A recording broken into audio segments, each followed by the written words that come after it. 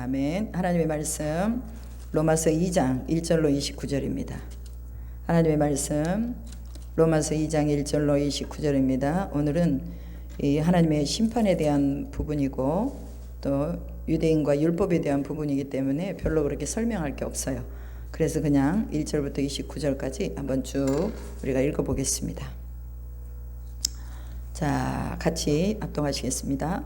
그러므로 남을 판단하는 사람아, 누구를 막론하고 내가 핑계하지 못할 것은 남을 판단하는 것으로 내가 너를 정죄함이니 판단하는 내가 같은 일을 행함이니라. 이런 일을 행하는 자에게 하나님의 심판이 진리대로 되는 줄 우리가 아노라. 이런 일을 행하는 자를 판단하고도 같은 일을 행하는 사람아, 내가 하나님의 심판을 피할 줄로 생각하느냐? 혹 내가 하나님의 인자하심이 너를 인도하여 회개하게 하심을 알지 못하여 그의 인자하심과 용납하심과 길이 참으심이 풍성함을 멸시하느냐? 다만 내 고집과 회개하지 아니한 마음을 따라 진노의 날 곧 하나님의 의로우신 심판이 나타나는 그날에 임할 진노를 내게 쌓는도다.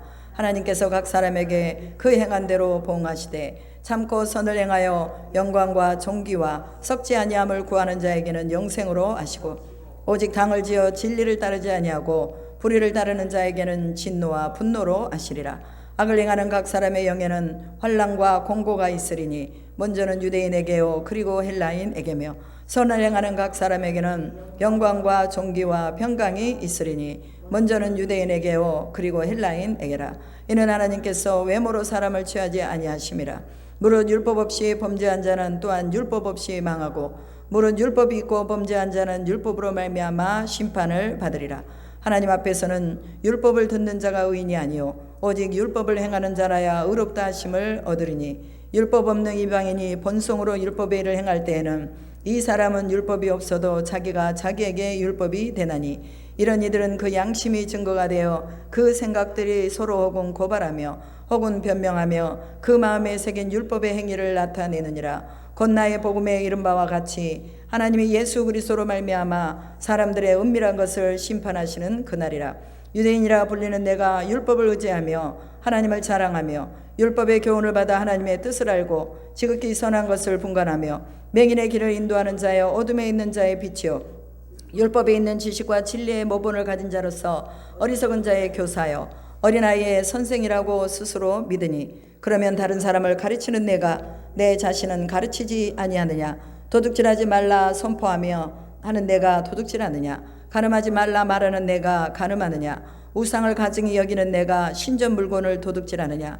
율법을 자랑하는 내가 율법을 범함으로 하나님을 욕되게 하느냐? 기록된 바와 같이 하나님의 이름이 너희 때문에 이방인 중에서 모독을 받는도다. 내가 율법을 행하면 할례가 유익하나 만일 율법을 범하면 내 할례는 무할례가 되느니라. 그런즉 무할례자가 율법의 규례를 지키면 그 무할례를 할례와 같이 여길 것이 아니냐. 또한 본래 무할례자가 율법을 온전히 지키면 율법 전문과 할례를 가지고 율법을 범하는 너를 정죄하지 아니하겠느냐.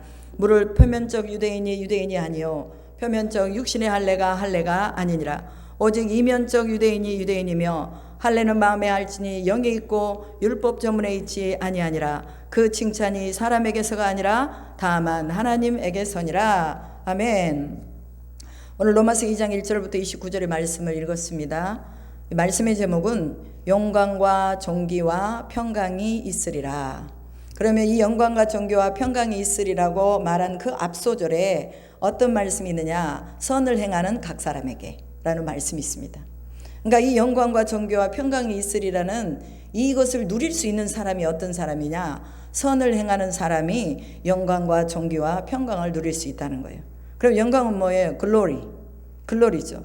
그 영광은 뭐냐? 많은 사람들 앞에서 부끄러움을 당하지 아니하고 또한 많은 사람들이 우리를 인정하면서 하나님의 영광이 우리 안에 있는 것을 보는 거예요. 이게 영광이에요. 그럼 영광의 본체가 누구예요? 하나님이시잖아요. 하나님의 영광의 본체예요. 사람은요 아무리 그 사람의 영광을 취하고 있어도 그 사람은 영광의 본체가 되지 못해요. 그러니까 하나님이 영광의 본체이신데 이 영광의 본체이신 하나님의 형상이 우리 안에 들어오고 그러면은 선을 행할 수 있는 능력이 생긴다는 거예요. 그러면서 그 영광, 하나님의 영광이 우리 가운데 입혀짐으로 인해서 우리가 사람들에게 그 빛을 나타낼 수 있다는 거예요. 그리고 존귀라고 말하죠. 이 존귀라는 것은 영어로 honor이라고 말합니다. 이게 뭐냐? 명예라는 말이에요. 하나님이 선을 행하는 각 사람에게는 명예를 주시겠다는 거예요. 여러분, 사람에게는요, 명예에 대한 욕심이 다 있어요. 누구나가 다 사람들이 자기를 인정해 주길 바라고, 다른 사람들에게 내가 좋은 사람이라는 인정을 받고 싶은 거예요. 아, 저 사람은 괜찮은 사람이야. 저 사람하고 얘기하면 뭔가 열리는 것 같아. 그리고 또 저 사람을 기대하면 저 사람 속에 있는 그 꿈을 말하는 그 꿈이 진짜 내 마음에 딱 다가서서 정말 나도 꿈꾸는 것 같아. 그래서 많은 사람들이 나를 인정해주며 나를 또 권고해주고 권유해주는 이런 상황들을 우리는 명예라고 말합니다. 그래서 이 명예도 선을 행하는 각 사람에게 주시겠다는 거예요. 그러니까 명예를 우리가 만들어서 명예를 세우는 것이 아니라 다른 사람들이 우리를 인정해줘서 명예로 세워준다는 것입니다. 여러분, 내가 그리스도인으로 살고 있죠. 나는 예수 믿습니다. 그리스도입니다. 우리 남일이 형제가 예수 믿습니다. 그리스도입니다. 그러면 내가 그리스도인이라고 말을 안 해도 나를 바라보는 자들이 뭔가 얼굴에 선함이 있어요. 그래서 제가 인천에 가서 어떤 그 건물 안에 들어갔는데 그분이 아주 친절하게 얘기를 해주세요. 그러니까 그분의 얼굴 빛에서 뭔가 저분은 신앙생활을 하는 사람이다, 이런 게 딱 보이는 거예요. 그래서 물어봤어요. 교회 다니세요? 예수님 믿으세요? 그러니까 믿는데요. 교회 다닌대요. 그래서 당신의 얼굴 속에 선함이 있습니다. 그랬어요. 그랬더니 그분이 너무 좋아하는 거예요. 아, 그래요? 진짜 그래요? 우리는 사람 얼굴만 봐도 이런 선함이 보여지는 거예요. 왜? 우리 안에 예수 그리스도가 있으니까. 그 예수가 우리 안에 영광으로 거하시니까 우리 속에는 선함이 보이는 거예요. 그래서 또 선함뿐만 아니라 여기서는 평강을 얻게 해주신다고 말씀합니다. 평강이라는 것은 무엇입니까? 외부적인 그 어떤 자극에도 거기에 자극을 받지 않는 거예요. 그 우리는 늘 외부의 자극을 많이 받잖아요. 남이 나를 썩내게 해요. 그러면 화가 나요, 안 나요? 화나잖아요. 남이 나를 업신여기고 나를 이렇게 선대해주지 않고 그 다음에 내 감정을 거스리는 말을 했어요. 그럼 우리는 굉장히 화가 나요. 그런데 하나님의 선이 우리 안에 들어오고 예수의 능력이 우리 안에 들어오면 그것으로 인해서 성을 내지 않는다는. 그래, 저 사람 몰라서 그렇지. 스데반이 돌에 맞아 죽었잖아요. 돌에 맞아 순교했습니다. 우리는 신앙적인 용어로 순교라고 말하죠. 순교를 했는데 그 순교할 때도 사람들이 던지는 그 돌을 바라보지 않고 예수님이 서 계시는, 자신을 향해 바라보고 계시는 그 예수님을 바라보면서 돌에 맞아 아프고 자기가 죽어가는 그 상황을 인지하지 못했다는 거예요. 오직 예수에게 고정하는 사람들은 그 평강을 잃어버리지 않는다는 거예요. 오늘 우리 이러한 평강이 있어야 됩니다. 누가 뭐라 해도 예수 믿는 평강이 우리 안에 있어야 돼요. 왜 사람들이 술을 먹습니까? 왜 사람들이 담배를 피웁니까? 왜 사람들이 또 자기 육신이 좋은 대로 행하고 정욕대로 살아갑니까? 그것은 그 마음에 뭐가 없기 때문에? 평강이 없기 때문에 그래요. 우리는 우리 속에 이미 예수로 채워진 평강이 있어요. 그러니까 다른 게 필요가 없어요. 다른 거 육신으로 좋아할 수 있는 것들 별로 필요가 없어요. 아무리 좋은 것을 봐도 그것이 우리 가운데 우리의 믿음을 자극할 수 있는 것은 못 되는 거예요. 우리의 믿음을 자극할 수 있는 하나님의 말씀이 들어오면 그때 우리는 막 평화로운 거예요. 다른 거 봐서 이런 꽃, 물론 꽃도 아름답죠. 그리고 어디 좋은 곳을 봐도 아름답죠. 제가 오늘 아침에 어떤 분이 영상을 하나 보냈어요. 근데 중국에 아주 절벽인데 절벽 위에 쭉 둘러가지고 무슨 이렇게 다리 같은 것을 놔놨는데 그 다리를 건너가는 사람들을 이렇게 그 영상을 보여줬어요. 그러니까 불가사의한 것들이 사람이 행할 수 없는 그런 불가사의한 일들을 만들어 놓고 사람들은 그것을 즐기는 거예요. 암벽을 이렇게 타고 올라가면서 거기에서 스릴을 느끼며 즐기는 거예요. 근데 우리한테는 별로 그게 하나도 좋은 것이 아니에요. 그래서 제가 그랬어요. 울렁거려요. 이거요, 못 보겠어요. 그랬더니 그 사순절 기간에 하나님의 은혜를 입히실 것입니다 하는 그런 문자를 보내왔어요. 그렇습니다. 우린 다른 어떤 거를 봐도 우리 안에 평안이 없습니다. 그러나 하나님의 말씀이 우리 안에 들어오면 우리는 평강한 거예요. 예수가 우리 안에 계시면 우리는 어떤 상황에도 평강한 것입니다. 창세기에 보면요, 하나님이 인간을 창조하셨어요. 그리고 인간을 창조하시고 나서 뭐라고 말씀하십니까? 땅에 충만하고 다스리고 정복해라 라고 말합니다. 근데 인간이 언제부터인가요? 땅이 우리를 정복하고 세상이 우리를 정복하는 것으로 우리가 넘어가 버렸어요. 하나님은 원래 우리를 만드시고 땅을 정복하고 그 다음에 세상을 정복하고 그 다음에 동식물을 다스리라고 우리에게 권능을 주셨습니다. 언제부터 이걸 잃어버렸습니까? 그것은 아담과 하와가 하나님의 말씀에 불순종함으로 인해서 이거 잃어버린 거예요. 불순종함으로 인해서 인간에게 뭐가 들어온 거예요? 죄가 들어온 거예요. 죄가 들어온 인생은 뭐냐? 다스릴 수가 없는 거예요. 죄가 들어온 인생은, 제가 주장하는 그분의 인생은 그 땅을 다스릴 수 없고, 그 다음에 또한 하나님이 주신 정복할 수 있는 능력을 상실한 거예요. 생물을 다스릴 수 있는 능력이 없는 거예요. 그래서 우리는요, 다시 이 죄의 문제를 해결하고, 그리고 하나님이 우리 본래에게 주신 이 복을 다스리고 정복하고 충만한 곳으로 들어가야 된다는 거예요. 그러니까 성령이 충만한 사람들, 예수 안에 붙잡힌 사람들은요, 다스림의 복을 받아요. 사람도 다스리고 동물도 다스리고. 근데 요즘은 동물이 사람을 가지고 움직여요. 그래서 이게 무슨 말이에요? 동물이 사람 위에 앉아 있는 거예요. 그리고 그 동물을 마치 인간처럼 생각하고, 그 다음에 그 동물을 마치 집안의 어떤 남편보다, 그 다음에 자녀보다도 더 귀하게 여기는, 이게 바로 우상이죠. 이런 것들이 올라와 버린 거예요. 이거는 뭐냐? 동물이 사람을 다스리는 경우가 될 수밖에 없어요. 우리는 하나님이 우리를 다스리시고, 우리가 또한 세상을 다스리는 이 복 안에서 다시 하나님의 형상으로 회복된 자들이, 이 형상에 회복된 자들이 모든 것을 다스린다는 것으로 다시 돌아가야 되는 거예요.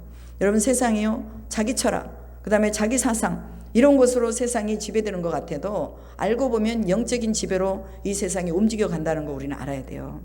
하나님의 영과 세상의 영, 두 가지 영밖에 없어요. 두 가지 영. 또 어떤 사람은 사람의 영도 말해요. 사람의 영도 있다, 이렇게 말하는데 저는 그거 인정하지 않습니다. 세상의 영 안에 사람의 영이 다 들어가 있는 거예요. 하나님의 영이 있어요. 그럼 이 두 영 중에 어느 하나에는 속해 있어요. 나는, 내가 예수를 믿어요. 하나님을 믿고 있어. 그럼 나는 하나님의 영 안에 들어간 거예요. 그런데 내가 하나님을 믿지 않아. 그리고 나는 내 마음대로 살아, 내 지식대로 살아, 내 신념대로 살아요. 그러면 나는 세상의 영에 빠져 있는 거예요. 세상의 영에 빠져 있다는 걸 뭐를 보면 알 수 있느냐? 물질 만능주의에 빠지는 거예요. 그리고 육신적인 쾌락에 빠지는 거예요. 그리고 또한 이 로마서 1장에서 말씀하고 있는 이런 모든 하나님을 거역하는 것들을 그의 삶에 다 놓고 사는 거예요. 우리가 로마서 1장에서 봤잖아요. 하나님을 거역하는 것들이 뭐예요? 불의하고 추악하고 더럽고 진리 안에 거하지 못하고 경건하지 못하고, 그 다음에 하나님을 알되 하나님으로 영화롭게도 아니하고 감사하게도 여기지 않고, 그 다음에 그 마음이 미련하여 어두워지고, 또 하나님의 영광을 썩어질 사람과 새와 짐승과 기어다니는 동물 모양의 우상으로 바꿨다, 이렇게 말합니다. 그리고 더 중요한 거, 하나님의 진리를 거짓 것으로 바꿔서 피조물을 조물주보다 더 경배하고 섬김이라. 이것이 바로 오늘 세상의 영에 잡혀있는 사람들의 모습이라는 거예요. 그리고 더 나아가서 남자가 순리대로 여자 쓰기를 버리고 서로 향하여 음욕이 불릴 듯하고, 또 뭐예요? 그릇 때문에 상당한 보응을 받았음에도 불구하고 오늘날에도 이러한 일들이 있다는 거죠. 또 불의, 추악, 탐욕, 악의, 살인, 분쟁, 사기, 악독, 수군수군하는 거, 비방하는 거, 하나님 미워하는 거, 교만한 거, 자랑하는 거, 악을 도모하는 거, 부모를 거역하는 거, 이런 모든 것들, 배약하고 무정하고 무자비한 자들, 이런 자들은 다 세상의 영에 속해 있습니다. 그러면 나 자신이 내가 더 제일 잘 알아요. 그럼 나는 여기에 속해 있는가? 이걸 진단해 보자, 그 말이에요. 하나님의 말씀으로 나를 여기다가, 하나님 말씀에 비춰서 나를 진단해 봐야 돼요. 나를 진단해 보고, 만약에 이런 것들이 내 안에 있다면, 나는 내가 세상의 영에 붙들려 있구나. 그럼 나는 내가 다시 하나님의 영으로 전환해야 되는데 어떻게 해야 될 것이냐, 이걸 하나님께 물어야 된다는 거예요. 하나님, 내가 다시 주 앞에 돌아가고 싶습니다. 사람이 시기가 없는 사람이 어디 있어요? 다 있어요. 나도 모르게 시기라는 것은요, 뿌리가 이 죄의 근원들이 있기 때문에 이게 올라와요. 그래도 우리는 하나님의 영에 붙들려 있는 사람들은 시기심이 올라올 때 그것을 말씀으로 자르는 거예요. 분노가 올라올 때 말씀으로 자르는 거예요. 그리고 또한 추악함이 우리 속에서 올라오고 사기치고자 하는 마음, 비방하는 마음, 교만한 마음이 올라올 때 우리는 하나님의 말씀으로 잘라내는 거예요. 이것이 바로 성령 안에 있는 사람이죠. 근데 세상의 영이 붙들려 있는 사람들은요, 그대로 행해요. 그대로 행해요. 자기가 하고 싶은 대로 해요. 자기 마음에 생각되는 대로 해요. 이것이 바로 세상의 영과 하나님의 영에 붙들려 있는 사람들의 증상이에요. 그러면 세상의 영에 붙들려 있는 사람들은 뭐냐? 죽음의 문제를 해결할 수가 없어요. 절대로 죽음의 문제 해결 안 됩니다. 그러나 하나님의 영에 붙들려 있는 사람들은 이미 예수께서 죽음의 문제를 다 해결해 버리셨어요. 그래서 우리가 지금 육신으로 살고 있잖아요. 그래도 우리는 뭐냐? 영혼으로 사는 거예요. 이미 내가 예수를 믿고 예수님 안에 들어왔고 예수를 나의 구주로 영접했어요. 그러면 나는 이제 내 육신의 삶부터 시작해서 계속 영혼을 향해 가고 있는 거예요. 그전에도 하나님이 계셨고 지금도 계시고 이후에도 계시는데, 그래서 하나님은 영원하신 하나님이라고 그러거든요. 그러니까 이 영혼 속에 내가 이미 들어와 있어요. 그렇기 때문에 나는 육신으로 살고 있지만 지금 영혼으로 살고 있다는 거 기억해야 돼요. 그래서 우리가 육신으로 살면서도 우리가 비굴하지 않을 수 있고, 우리가 힘들지만 어렵지만 참을 수 있는 건 뭐냐? 내가 영적인 세계 안에 들어가서 이미 살고 있기 때문에 이것을 능가할 수 있는 힘이 있다고 말해요. 그래서 우리 청년들 이거 믿음으로 살아야 돼요. 믿음으로 살면 하나님이 정신적인 문제, 또한 돈에 대한 문제, 여러 가지 문제들을 다스릴 수 있고 정복할 수 있는 은혜를 주시는 거예요. 돈 많은 사람들이요, 정신적인 질환의 문제 해결 못합니다. 어떤 분이 최근에 회심을 하고 주님 앞에 돌아왔어요. 그분이 하나님의 부르심에 순종을 해서 전도사님이 됐어요. 이제 앞으로 목사님이 되겠죠. 근데 그분은 어머니가 그렇게 신앙생활을 잘하시고 하나님 앞에 충성된 사람이었는데 그 어머니의 충성을 보고 아들이 시험에 든 거예요. 그래서 나는 저렇게 살지 말아야지. 나는 진짜 누리고 살아야지. 내가 세상에서 많은 사람들한테 업신여김을 당하지 말고 살아야지. 그래서 돈 버는 일에 전력을 다한 거예요. 다 벌고 자기 집도 살 만한 돈도 있고 그랬는데 하나님이 자녀를 통해서 치신 거죠. 그래서 그 자녀를 돈으로 아무리 의사에게 갖다 주면서 내 자녀 살려주세요 해도 의사가 못 살린 거예요. 이거는 하나님만이 하실 수 있는 일이다. 그리고 이분이 이제 교회로 들어가서 교회에서 하나님 앞에 회개하고 기도하며 주님이 한 번만 살려주시면, 내 아들 한 번만 살려주시면 내가 하나님 앞에 돌아가겠습니다. 그러고 딱 기도하고 갔더니 애가 정상돼 버린 거예요. 이거 어떻게 의학적으로 설명할 수 없는 일이죠. 하나님이 하시는 일이에요. 그걸 보면서 이분이 하나님께 돌아왔어요. 그리고 하나님 앞에 이제는 헌신하며 살겠습니다 하고 돌아온 거죠. 여러분, 그래도요, 그렇게 돌아왔어도 다시 뭐 그건 우연히 일어난 일이겠지, 설마 하나님이 일하셨겠어? 내가 기도했지만 그러나 그 기도 그냥 하나님이 어쩌다가 이루신 일이야, 그냥 어쩌다가 그렇게 된 거야 라고 생각하면요, 하나님께 안 돌아와요. 그러나 우리는 매사에 하나님이 이 일을 하셨다, 하나님이 이 일을 주관하신다는 믿음이 있으면 하나님께로 돌아서는 것입니다. 바울이 디모데전서 6장 10절에 뭐라고 말합니까? 돈을 사랑함이 일만하게 뿌리가 되나니 이것을 탐내는 자들은 미혹을 받아 믿음에서 떠나 많은 근심으로 자기를 찔렀느니라 라고 말합니다. 탐심이 뭐냐? 미혹하고 연결되는 거예요. 미혹하고. 그래서 미혹을 받으면 탐심을 가질 수밖에 없어요. 그리고 탐심은 뭐냐? 성경에서 골로새서 3장 5절에 우상 숭배다라고 말합니다. 나는 우상 숭배 안 해요. 근데 탐심이 속에 있잖아요. 그럼 이미 우상 숭배를 한 거예요. 여러분, 우리는 돈을 사랑하지 말라고 그랬어요. 그럼 돈을 사랑하지 않는다는 건 뭐냐? 돈을 정복하고 다스린다는 거예요. 돈을 사랑해서 돈을 쫓아가면서 하나님 앞에 예배드리는 시간, 말씀 앞에 서는 시간, 세상에 짝하고 세상에 음란한 것들과 더불어서 살면 이거는 돈의 노예가 된 거죠. 그러나 돈을 넘어서서 우리가 하나님의 말씀 안에 살면 이 돈을 정복하고 다스릴 수가 있는 거예요. 여러분, 그리스도인이라고 가난하게 살 이유가 없습니다. 그리스도인들은요, 부유하게 살아야 돼. 왜? 아브라함에게 주신 복이 있으니까 우리도 또한 부유하게 살아야죠. 오늘 우리가 하나님 앞에 기도해야 될 부분도 이 부분이에요. 하나님, 내가 하나님이 주시는 귀한 이 재물로 많은 사람들을 살리는 데 쓰게 해주십시오 하고 우리는 기도하면 되는 거예요. 여러분, 물질이 없이 어떻게 일을 합니까? 물질이 없이 어떻게 살아요? 그러나 하나님이 우리에게 이 물질을 주시는 것도 우리가 다스려야 되는 거예요.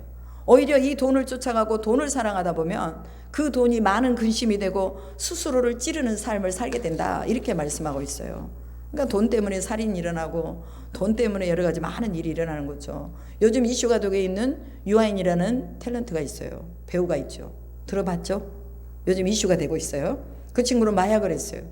왜 이 친구가 마약을 했을까요? 아무리 이 친구는 얼마나 유명한 배우예요. 돈도 가지고 있고 명예도 가지고 있잖아요. 그런데 그 자신 속에 만족감이 없는 거예요. 또 한간에는 동성연애자다 이런 말도 있어요. 만족이 없으니까 이 친구는 돈 때문에 망한 거예요. 어떻게 보면 무엇이 그를 마약에 손대게 했고, 아무리 많은 것을 얻었어도 만족이 없고 명예를 얻었어도 그 마음에는 불안하고, 그래서 마약에 손을 대고 순리대로 써야 될 것을 순리대로 쓰지 못하고 영리로 바꿔 쓰면서 세상의 영의 지배를 받고 있으면서 이렇게 세상에 아주 떠들썩하게 이 친구가 알려진 거죠. 여러분, 왜 이렇게 세상에 떠들썩하게 유아인이라는 이 배우가 알려졌을까요? 그거 유명했기 때문에. 만약에 무명한 배우라면 별로 그렇게 알려지지 않았을 거예요. 그러나 유명한 배우였기 때문에 알려진 거예요. 아무리 많이 돈을 가지고 있어도 이것이 영리로 써버리면 이것은 뭐 어떻게 헤어나올 수가 없다는 거예요. 로마서 1장에서 말씀하신 것처럼 하나님을 그 마음에 두기 싫어하면 인간은 어쩔 수 없이 세상의 영에 끌려간다는 거예요. 이 세상의 영은 누가 주관하느냐? 사탄, 마귀, 귀신이 주관합니다. 그래서 하나님을 잘 못 믿도록 만들고 하나님에게서 분리되도록 만드는 것이 바로 사탄의 영입니다. 그래서 사람들은요, 사업을 하는 사람들이요, 사업을 시작하기 전에 돼지머리를 올려놓고 거기다 절을 해요. 또 새 차를, 좋은 차를 샀어요. 그러면 사람들이 또 거기다가 돼지머리를 올려놓고 또 막 빌어요. 차 사고 안 나게 해주십시오, 빌고. 사업이 잘 되게 해주십시오, 빌고. 여러분, 인간은 이성과 지성을 가지고 있는데 어떻게 돼지머리에다 올려놓고 빌 수가 있어요? 이건 어떻게 보면 사람의 지혜 있다고 하지만 그 어리석음을 드러내는 거죠. 세상의 영은 썩어지지 아니할 하나님의 영광을 바꾸어서 금수와 버러지 형상으로 만든다는 게 바로 거기에서 그 말씀이 나오는 거예요. 세상의 정욕대로 살면 반드시 욕됨을 볼 수밖에 없습니다. 또한 하나님의 진리를 거짓 것으로 바꿔 살고 피조물을 저물주보다 더 경배하고 섬기면은 결과적으로 하나님의 심판을 받을 수밖에 없다는 거예요. 여러분, 이단들이 이런 짓들 많이 하잖아요. 자기가 하나님 자리에 올라가 있어요. 그리고 자기가 하나님이래. 어떻게 자기가 하나님이에요? 하나님은 분명하게 삼위의 하나님으로서 온전하게 성경에 나와 있는 하나님이 하나님이지 자기가 어떻게 하나님이냐고. 오늘날에 다시 누군가가 올 필요가 없어요. 예수님이 이미 다 오셨고 예수님이 다 이루셨기 때문에 다른 하나님이 누군가를 보내시지 않는다고 말이에요. 그래서 우리는 부끄러운 욕심 가운데 내버려 두지 않도록 세상의 이 영은 순리대로 쓸 것을 영리로 바꿔 쓰게 하지만, 그러나 하나님의 영은 하나님을 마음에 두고 사랑하게 하고 또 하나님이 우리에게 주신 이 율법의 말씀, 하나님을 사랑하고 이웃을 사랑하게 하는 이 말씀을 이루어버리는 거예요. 그래서 세상의 영에 빠져 있으면 어떻게 됩니까? 상실한 마음이 온대요. 합당하지 못한 일을 하게 한대요. 이게 다 합당하지 못한 일을 하게 하는 게 이게 다 마귀 짓들이죠. 그런데 이 세상의 영의 지배를 받고 있는 사람들의 이 양상들이 뭐냐? 그것은 바로 하나님을 호되게 싫어한다는 거예요. 그냥 싫어하는 것이 아니라 아주 싫어해요. 하나님의 말씀이 들어가면 그 사람들은 막 너무 싫어해요. 그래서 말씀을 전하면 그런 말 하지 말으라고 막 화를 내고 성을 내는 거죠. 하나님의 영으로 충만하지 않으면 우리는 금세 세상의 영이 틈새를 따고 들어온다는 거 기억해야 됩니다. 그래서 성령을 받아야 되는 거예요. 성령 어떻게 받아요? 구하라고 그랬잖아요. 구하라, 찾으라, 두드리라. 마태복음 7장의 말씀, 누가복음 11장의 이 말씀에 두드리라는 것이 다 성령을 구하라는 거예요. 에베소서 5장 18절에 술 취하지 말라, 이는 방탕한 것이니 성령의 충만을 받아라 라고 말합니다. 왜 술에 취하게 합니까? 그것은 바로 악한 마귀 사단의 영이 우리로 하여금 하나님의 백성으로 제대로 살지 못하도록 끌고 다니는 거예요. 그래서 우리가 성령 충만 받아요. 성령 충만 받은 사람들이 이런 게 싫어요. 술이 싫고 담배가 싫고 도박이 싫고 그런 게 싫어요. 로마서 2장에서 오늘 말씀하잖아요. 남을 판단하는 사람아, 그 판단하는 내가 같은 일을 행하면서 그를 나쁘다고 판단하는구나, 이렇게 말하고 있어요. 하나님의 말씀을 그대로 이행하지 못하는 사람들이, 하나님 말씀 이행하지 못한 사람들을 보면서 아유, 저것들 교회 다닌 것들 참 저것들 형편없다, 이렇게 말하는 거예요. 그럼 나도 똑같이 그 짓을 하면서 자기도 또한 그 사람들에게 형편없다고 말하는 거죠. 그럼 나도 형편없는 사람이에요. 하나님의 말씀대로 율법대로 살아야 될 유대인들이 그렇게 살지 못하면서 이방인들에게 그렇게 살라고 말한다는 거예요. 즉 예수 믿는 사람들이 말씀대로 살지 못하면서 예수 안 믿는 사람들한테 니네들 그렇게 살지 말아라 하고 말한다는 거예요. 여러분, 하나님의 자비하심은 끝이 없습니다.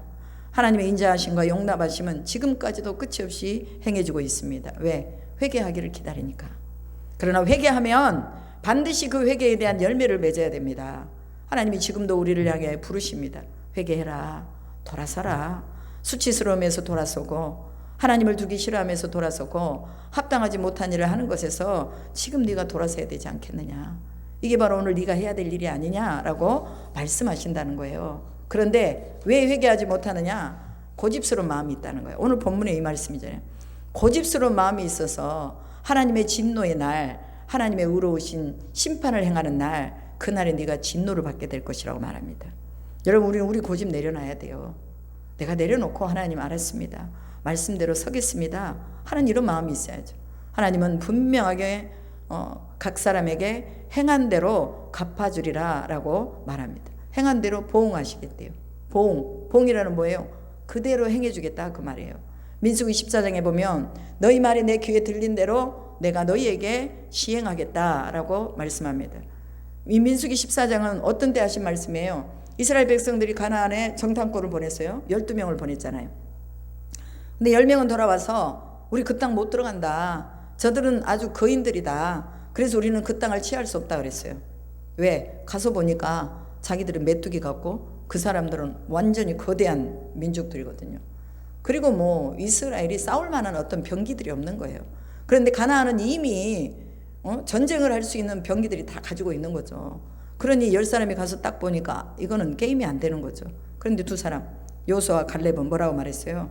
그들은 우리의 밥이라고 말하죠. 왜 밥이라고 말할 수 있어요? 그것은 바로 그들 자신을 본 게 아니라 누구를 본 거예요? 그 땅을 통치하시는 하나님을 본 거예요.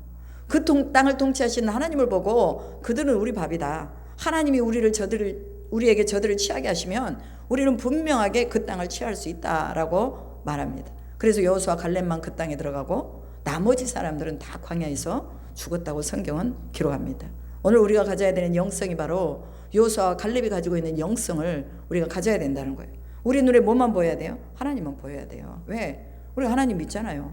왜 오늘 이렇게 예배드리러 나왔어요? 하나님 믿으니까. 하나님 앞에 영광을 돌리기 위해서 나온 거예요. 하나님, 내가 예배를 돌리며 주님 앞에 영광을 돌립니다. 내 예배를 받아주십시오 하고 하나님 앞에서 드리는 이 믿음의 백성들의 이 모습을 하나님 앞에 갖추고 있는 거죠. 여호수아 갈렙의 영성, 이 영성을 가지고 우리는 천국을 침노해야 되는 것이죠. 이 성경에 보면 당을 지어 진리를 따르지 않고 악을 행하는 각 사람에게 뭐가 있다고 그랬어요? 환난이 있다고 말합니다. 공고함이 있다고 말합니다. 그리고 네가 환난을 당할 때 담대해라. 내가 세상을 이겨온노라. 예수님 말씀하셨잖아요.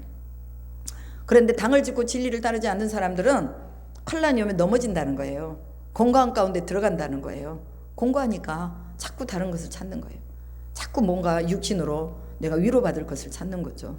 오늘 본문 12절에 율법 없이 범죄한 자는 율법 없이 망하고 율법이 있고 범죄한 자는 율법으로 말미암아 심판을 받으리라 말씀합니다.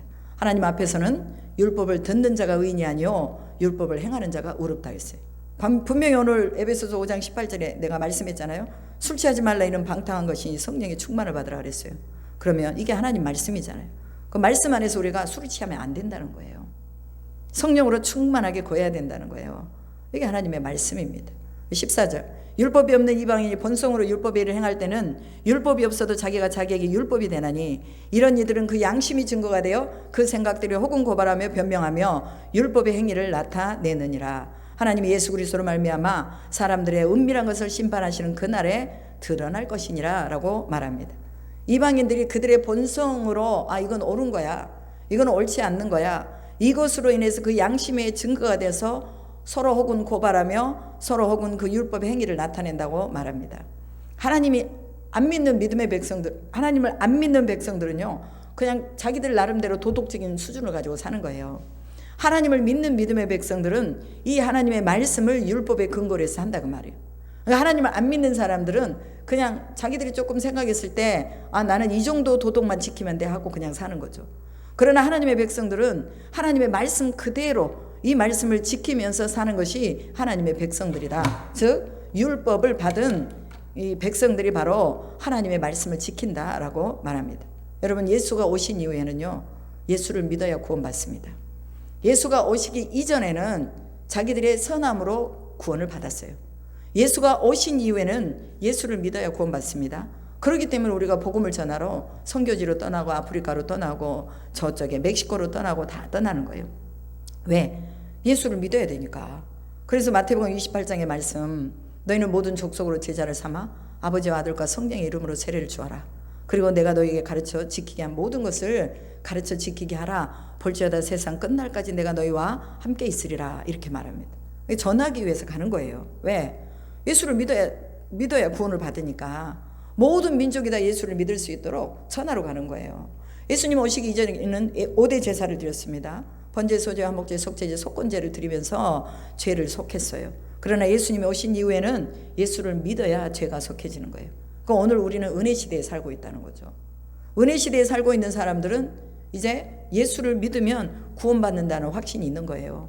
그리고 이제 어디서 사냐? 성령 안에서 사는 거예요. 구원받은 사람들에게는 늘 성령이 함께 동행하십니다. 그래서 성령이 이끌어 가시는 거예요. 견인해 가는 삶을 사는 거예요. 진리의 영이 진리 가운데로 인도한다고 말했습니다. 오늘 우리 성령이 우리 안에 계시면 진리의 영이 우리를 진리 가운데로 인도해 가는 거예요. 그 진리가 누구냐? 예수 그리스도라고 성경은 분명하게 말합니다. 17절에 보면 유대인이라 불리는 너희들이 율법의 교훈을 따라 선한 것을 분간하며 맹인의 길을 인도하는 자요 어둠에 있는 자의 빛이 되어야 할진대 어리석은 자들의 선생이라고 하는 너희들이 내 자신들은 가르치지 아니하고 율법을 거스르고 남의 것을 도둑질하느냐 이렇게 말합니다. 그럼 율법은요 도둑질하지 말라고 나와 있잖아요. 도둑질하는 거예요. 자기들은 도둑질하고 자기들은 간음하고 그러면서 또 뭐예요? 가르치는 거예요. 야 도둑질하지 마라, 간음하지 말아라. 누가 따라오겠어요? 모범이 되지 않고 본이 되지 않으면서 누가 따라오겠느냐 그 말이에요. 내가 목사인데 만약에 내가 거짓말하지 마세요. 하나님 말씀대로 사세요. 그리고 또 남의 흉을 보지 마세요. 내가 말했단 말이에요. 근데 나는 거짓말해. 그다음에 나는 또 나쁜 짓 하고 다녀. 그리고 또 나는 또 사람들을 또 욕하고 다녀. 그럼 누가 나를 따라오겠냐 그 말이에요. 오늘 우리는 하나님의 말씀이 우리 안에서 빛으로 역사하기 때문에 수많은 사람들이 우리를 보고 예수 그리스도를 따를 수 있는 다리의 역할을 우리가 해줘야 되는 거예요. 그래서 저희 교회가 커넥션 교회입니다. 연결하고 연합하는 교회예요. 율법을 그렇게도 자랑하는 내가 율법을 범하느냐? 율법을 범하는 것은 하나님을 욕되게 하는 것이라고 말합니다. 하나님의 이름이 너희 때문에 이방인 중에서 모독을 받는다고 말합니다. 여러분 오늘 우리 때문에 하나님의 이름이 모독받으면 얼마나 우리는 자존심이 상해요. 저는요 저를 뭐라고 하면요 좀 자존심이 덜 상하는데 하나님을 뭐라고 그러면 막 내가 자존심이 상하는 거예요. 아유 저 인간이 왜 저렇게 모르고 저런다냐. 어떻게 저 인간을 어떻게 해야 되냐 막 그러고 막 속에서 막 불이 올라오는 거예요. 그래도 어떻게 해요? 그래도 예수 믿어야 삽니다. 그래도 하나님 당신 사랑하십니다. 그리고 이제 되돌아서서 오는 거죠. 여러분 율법을 행하면 할례가 유익하나 율법을 범하면 내 할례는 무할례가 된다고 말합니다. 무할례자가 율법을 지키면 율법을 범하는 너를 정죄하지 않겠느냐. 무릇 표면적 유대인이 아니요 표면적 육신의 할례가 아니라 할례는 마음에 알지니 영에 있고 칭찬이 사람에게서가 아니라 하나님에게서 나느니라. 이걸 요약하면 무슨 말이에요? 예수를 믿는다는 그리스도인들아, 하나님의 말씀과 상관없이 사는 너희들아, 응? 어찌하여 불의와 추악과 탐욕의 모습을 가지고 그렇게 살아가느냐. 네가 제대로 하나님 말씀 지켜라 그 말이에요. 우리는 하나님의 말씀을 보면서 우리 삶에 영적으로 대입이 필요합니다. 그래서 너희가 그리스도인이라고 자랑하지 말고 하나님의 말씀을 지키라고 말해요. 말로만 하지 말고 행함으로 보이라는 거예요. 열매를 통해서 나무를 안다고 말하잖아요. 열매는 없어. 믿음의 열매 하나도 없어. 성령의 열매 하나도 없어. 그러면서 자기는 또 뭐냐? 자기는 하나님 믿는데 이게 무슨 말이냐고 말이에요. 선이 무엇입니까? 하나님의 말씀을 따라 사는 삶이 선한 삶인 것입니다. 하나님이 그 땅을 취하라고 하시면 취하는 것이 선이요. 믿음을 가지라고 하면 믿음을 가지고 하나님 바라보고 하나님 임재 안에 있으면 선이 나타나는 거예요. 선을 내가 만드는 거 아닙니다. 그냥 나타나는 거예요. 하나님이 선의 기준을 예수 그리스도로 딱 정해 놓으셨어요. 어제도 어떤 사장님 만났는데 교회 다니는 사람들이 약속을 안 지킨대요. 그래서 자기는 교회를 안 간대요. 자기 친구가 그 빌딩에 한 10몇 층까지 돼요. 한 10층까지 되나? 그 빌딩의 그 빌딩에 세를 들어서 교회를 하고 있는 목사가 자기 친구래요. 그럼에도 불구하고 그 교회를 안 가더라고. 그래서 제가 그랬어요. 왜 교회를 안 다니시냐고. 친구가 여기 목사님인데 왜 안 나가시냐고. 그랬더니 교회에 대한 부분에 좀 좋지 않는 그런 마음을 가지고 있더라고요. 그래서 제가 그랬어요. 사장님은 그 친구를 진짜 친구로 생각하지 않고 있네요. 친구를 위해서 성경에는 목숨을 버리라고 나왔어요. 그것이 마땅하다고 나왔어요. 만약에 당신이 그 친구를 진짜 친구로 생각한다면 그 친구를 위해서 당신은 교회 나가야 돼요. 친구 때문에라도 교회 나가야 돼요. 세상에서도 서로 친구들은 팔아주고 뭐하고 도와주려고 나가는데 예수 믿고 하나님 말씀을 전하는 목회자가 저 위에 있는데 어떻게 당신이 교회를 안 나갈 수 있느냐. 그랬더니 이 양반이 좀 약간 생각하는 듯 하더라고요. 여러분 교회는요 하나님을 만나러 가는 것이지 사람 보러 가는 거 아닙니다. 여기 한 사람도 없고 저 혼자 설교를 하고 있어도 여기 교회가 되는 거예요. 왜? 하나님이 이곳에 계시니까. 사람들은요 늘 냄새나요. 그 사람들은 늘 불의할 수밖에 없어요. 자기 이익에 따라 움직여요. 그러나 하나님은 완전하신 분이에요. 우리가 하나님 완전하신 하나님을 보고 나가야지, 불의한 사람들, 마귀 사탄의 조종을 받고 있는 사람들을 보면서 하나님까지도 완전하지 못하다고 하는 이런 망령된 말을 하는 사람들이 참 많습니다. 우리는 하나님 보고 교회 다녀야 됩니다. 그래서 오늘 우리는 늘 때에 맞는 그런 복음을 전해줄 수 있는 이런 영성이 있어야 됩니다. 10절에 보면 선을 행하는 각 사람에게는 영광과 존귀와 평강이 있으리라 말씀하십니다. 제가 서두에 말씀드렸듯이 우리는 하나님의 영의 지배를 받고 있기 때문에 선을 행할 수밖에 없습니다. 그래서 여러분, 오늘 우리에게 영광과 존귀와 평강이 입혀졌는데 이것을 우리가 보존하지 못하면 우리는 더 강팍한 사람이 될 수밖에 없어요. 그래서 교회를 다니다가 안 다니는 사람들이 더 강팍해요. 교회를 다니다가 하나님을 믿다가 안 믿는 사람들이 더 강팍하게 하나님을 반대하는 사람들이 많습니다. 왜 그렇습니까? 하나님을 제대로 알지 못했기 때문에. 그래서 더 강팍해지는 거예요. 영광과 존귀와 평강을 유지하기가 더 어렵다는 거예요. 내가 한번 갖기는 쉬운데 영광과 존귀와 평강을 유지하기가 어려워요. 이것을 유지하기 위해서 우리가 하나님의 영이 늘 우리와 함께 하셔야 된다는 거예요. 하나님의 영은 성결하고 거룩한 영이기 때문에 불의한 것이 들어오면 침묵하거나 그 사람에게서 떠나십니다. 우리 찬송가 가사가 있습니다. 내 너를 떠나지도 않으리라, 내 너를 버리지도 않으리라 약속하셨던 주님, 이거 부르잖아요. 그래서 하나님 나 안 떠나시오, 나하고 약속했기 때문에 이제 영원히 나와 함께 하시오. 물론 하나님 그 말씀을 이루십니다. 그러나 이 약속은 일방적인 약속이 아니라 순종할 때 이루어지는 약속이에요. 내가 너를 떠나지 아니리라, 버리지 아니리라는 것은 네가 말씀 안에 있을 때 내가 너를 떠나지 않는다는 거예요. 나는 말씀에 순종하지 않고 말씀대로 살지 않으면서 하나님 나를 떠나지 않는다고 약속했으니 하나님 나를 안 떠날 거야 라고 생각하면 이것은 자기가 만든 자기 복음이에요. 오늘날 이렇게 사는 사람들 많습니다. 자기 복음에 빠져 있는 사람들이 많아요. 말씀을 따라 살아야 그리스도인이고 이방인이라도 말씀을 따라 살면 할례자가 된다고 오늘 분명하게 말하고 있습니다. 무법하고 불의하고 무자비하고 무정한 자는 하나님의 말씀을 따라 살 수 없어요. 자기 논리와 자기 생각은 절대로 하나님의 의를 드러낼 수가 없다는 것입니다.